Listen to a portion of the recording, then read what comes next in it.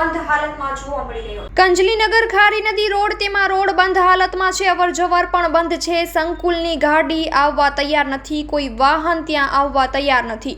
ભુજ નગરપાલિકાને અનેકવાર રજૂઆત કરી છે, છતાં પણ કોઈ નિકાલ કરેલ નથી। ખોટા વાયદા કરીને જાય છે। કલેક્ટર ઓફિસ ઉપર પણ રજૂઆત કરવામાં આવેલ છે।